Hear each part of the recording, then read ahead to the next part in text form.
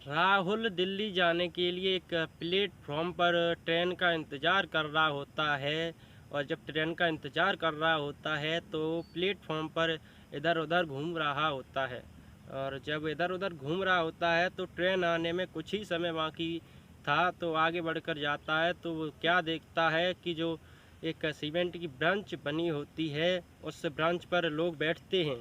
तो आगे बढ़ के देखता है तो क्या देखता है कि एक सीट पर 4-5 महिलाएं बैठी होती हैं। और वो महिलाएं बैठी होती हैं तो वो राहुल थोड़ा आगे बढ़ता है और गौर से देखता है तो उसे मालूम पड़ता है कि जो उसकी जो 5 साल पहले जिस पत्नी से उसका तलाक हुआ था वो पत्नी बैठी हुई होती है। राहुल और आगे बढ़ता है तो क्या देखता है कि हकीकत में उसकी जो तलाकशुदा पत्नी होती है संगीता, वो वही पत्नी बैठी होती है जो कपड़े भी पुराने पहनी होती है और उसका जो शरीर है वो सूख कर के कांटा हो जाता है। लेकिन यह देख कर के जो राहुल है वो अचंभे में पड़ जाता है। और लेकिन जब संगीता राहुल को देखती है और राहुल संगीता को देखता है तो एक दूसरे को देखने के बाद जो संगीता होती है वो अपनी नज़र घुमा लेती है। और जब वो नज़र घुमा लेती है तो संगीता के बगल में एक बूढ़ी माताजी बैठी होती हैं। वो माताजी बैठी होती हैं तो राहुल कहता है कि आप माताजी थोड़ा साइड हो जाओ, मुझे इन जो यह महिला है इनसे मुझे कुछ बात करनी है। तो वो माताजी मान जाती हैं।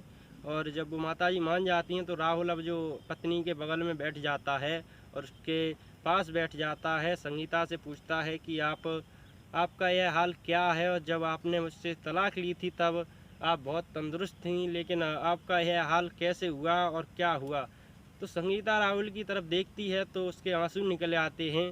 तो राहुल कहता है कि आप तो एक भले ही अच्छे घर की अच्छे परिवार से थीं, लेकिन जो आपके पिताजी हैं वो भी उनका बिजनेस का काम चलता है, लेकिन आपका यह हाल कैसे हुआ और क्या हुआ इसकी कुछ जानकारी मुझे अवश्य दें।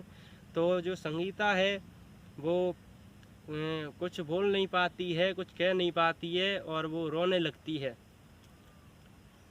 आखिर में राहुल फिर से सवाल करता है कि मुझे इतना तो बता दो कि आप जा कहाँ रही हो। तो संगीता कहती है कि तो जो संगीता है वो कहती है कि जो मेरे पिताजी हैं उनकी तबीयत ज़्यादा ख़राब है, ज़्यादा बीमार हैं वो, और दिल्ली में जो हॉस्पिटल है वहाँ पर वो एडमिट हैं। मैं वहाँ पर उन्हें देखने जा रही हूँ। वहीं मेरे जो भाई हैं वहाँ रहते हैं, उनके पास मेरे जो पिताजी हैं उनका वहीं पर इलाज हो रहा है, वहाँ मैं देखने जा रही हूँ। तो संगीता भी एक सवाल कर देती है कि राहुल आप कहाँ जा रहे हो। तो राहुल कहता है कि मैंने एक टेस्ट दिया था सरकारी जॉब का, और उसमें मेरा एक इंटरव्यू होना है। मैं उस इंटरव्यू को देने जा रहा हूँ, जिसको पास करने के बाद मुझे एक अच्छी खासी नौकरी मिल सकेगी, और मैं उस इंटरव्यू के लिए जा रहा हूँ। तो संगीता कहती है कि राहुल जो हमारे माता पिताजी थे उनके जो तबीयत है कैसी है, क्या हाल है उनके। तो जो राहुल है वो कहता है कि जो माता पिता हैं वो दोनों हमारे गुजर चुके हैं, लेकिन जो संगीता है वो कहती है इसकी तो मुझे किसी ने जानकारी भी नहीं दी आज तक कि हमारे जो माता पिता हैं वो गुजर चुके हैं। दोनों इसी तरह के एक दूसरे से सवाल कर रहे होते हैं, तब तक ट्रेन आ जाती है। और जब ट्रेन आ जाती है तो जो राहुल है वो एक फुर्ती की वजह से एक अपनी जो सीट है उस पर कब्जा कर लेता है, यानी एक सीट घेर लेता है।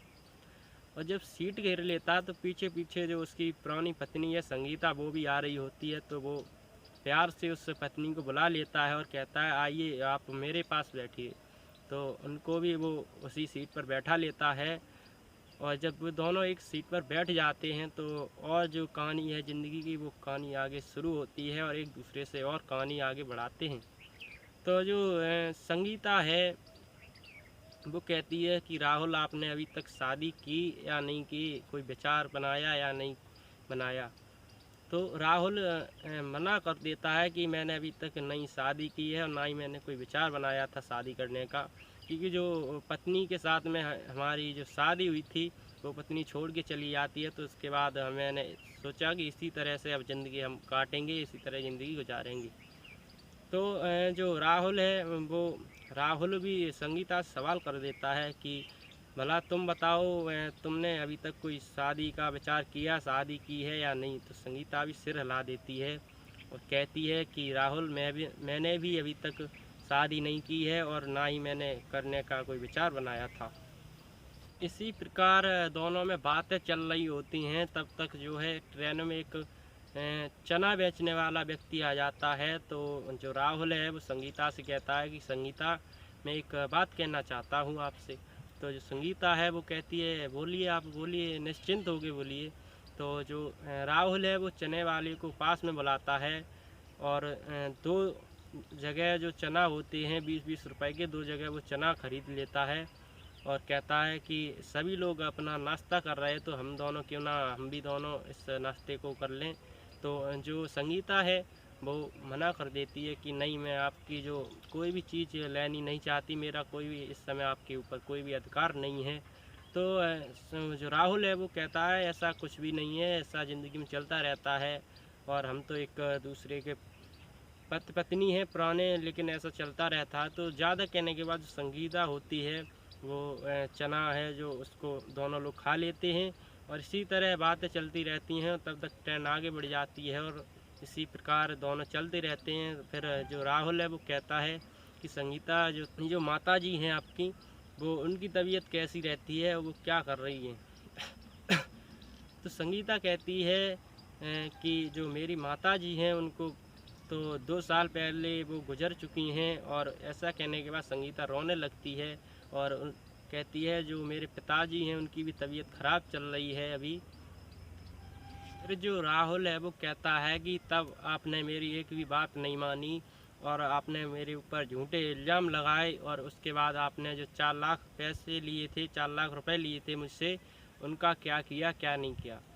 तो जो राहुल है वो कहता है चलो छोड़ो, जो कुछ हुआ वो ठीक ही हुआ और जो कुछ होता है वो सही के लिए ही होता है। लेकिन जो हमारी एक बेटी थी वो किस तरह रहती है, क्या हालात हैं उसके। तो जो संगीता है वो रोने लगती है और कहती है बेटी तो ठीक है, लेकिन वो आपकी याद करती रहती है कि पापा मुझे कब मिलेंगे, कहाँ हैं, और वो आपकी याद में हमेशा बोलती रहती है कि पापा जी से मिलाओ मुझे। तो यह कहकर संगीता रोने लगती है।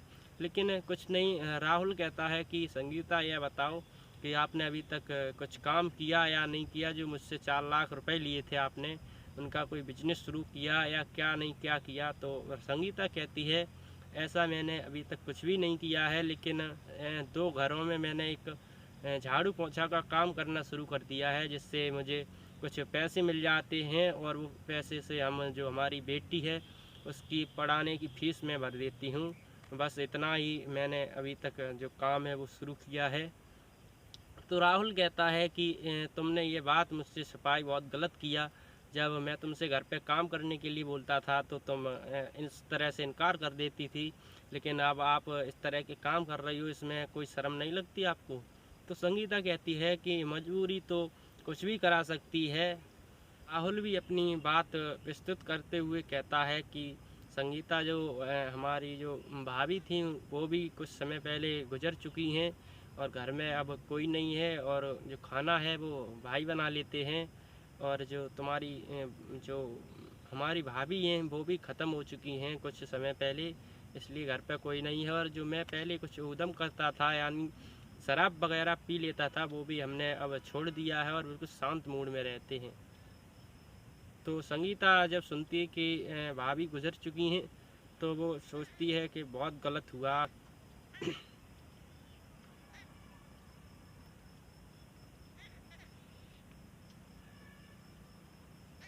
तो कुछ ही समय बाद जब दिल्ली स्टेशन आ जाता है तो ट्रेन रुकती है।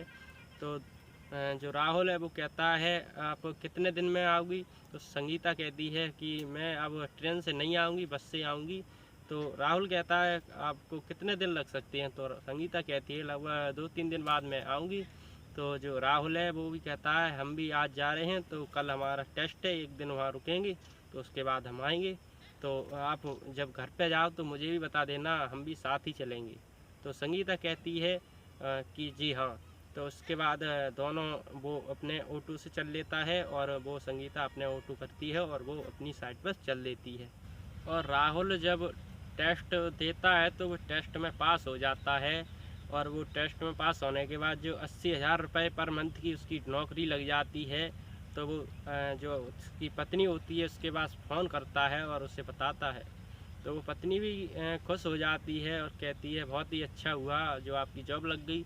और जो वो संगीता है वो वापस आती है अपनी पिता की तबीयत देख कर के, उसकी उनकी जो तबीयत है उसमें भी सुधार होता है। दोनों एक जगह मिलते हैं आकर और एक बस में बैठ जाते हैं। और बस में बैठने के बाद फिर से जो उनकी कहानी है वो एक दूसरे को फिर से शुरू कर देते हैं।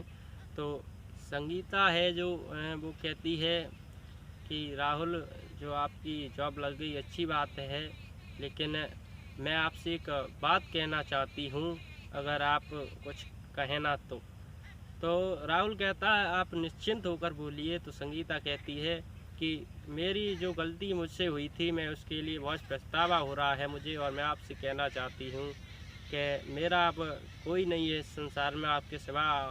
राहुल सारी बात समझ जाता है और जो संगीता है वो राहुल के कंधे पर अपना सिर रख देती है और फपक फपक कर वो रोने लगती है। ऐसा देख जो बस के लोग होते हैं, बस में बैठे होते हैं, वो संगीता को समझाते हैं, क्योंकि कहते हैं ना कि जो सुबह का हुआ शाम को आ जाए तो उसे खोया हुआ नहीं कहते हैं। तो इसी प्रकार से एक संगीता को समझाते हैं लोग। तो संगीता राहुल से कहती है कि राहुल, अभी हमारे जो पैर हैं वो मैके की तरफ जाने को नहीं कहते, बल्कि ससुराल की तरफ जाने के लिए हमारा मन हो रहा है। तो राहुल कहता है आप चलिए, निश्चिंत होकर चलिए, आपके लिए दरबार पहले भी खुला था और अब भी खुला है। तो संगीता कहती है हमारी एक बेटी है, उसको आप स्कूल कॉलेज में चले जाइए, वहाँ से उस बेटी को लाना है और उसके बाद हम दोनों घर पर चलेंगे। तो राहुल उस बेटी को स्कूल से लेकर आता है और दोनों एक बस में सवार होकर के घर पर जाते बड़ी हंसी खुशी से।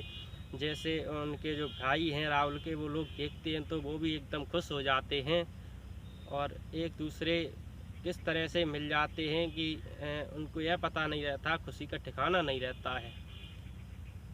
तो साथियों, एक महिला देख सकते हैं कि 5 साल बाद अपने पति से ट्रेन में मिलती है और किस तरह से उसका दूसरी नई ज़िंदगी शुरू हो जाती है। तो दोस्तों, हमारा कहानी के सुनाने का उद्देश्य यह नहीं है किसी के दिल को दुखाना नहीं है, किसी के दिल को ठेस पहुंचाना नहीं है, बल्कि साथियों हमारा कहानी सुनाने का उद्देश्य यही है कि समाज में जो इस प्रकार की घटनाएं होती हैं जागरूक करना है। समाज में इस तरह की जो घटनाएं होती हैं उनको रोकने में काबू किया जाए, इसलिए मैंने ये कहानी बनाई है। तो साथियों, कहानी पसंद आई तो एक लाइक ज़रूर कर दें और चैनल को सब्सक्राइब कर लें कि इसी प्रकार की वीडियो इस चैनल पर अपलोड होते रहेंगे। तब तक मिलते हैं अगली वीडियो में, तब तक के लिए धन्यवाद। जय हिंद, जय भारत।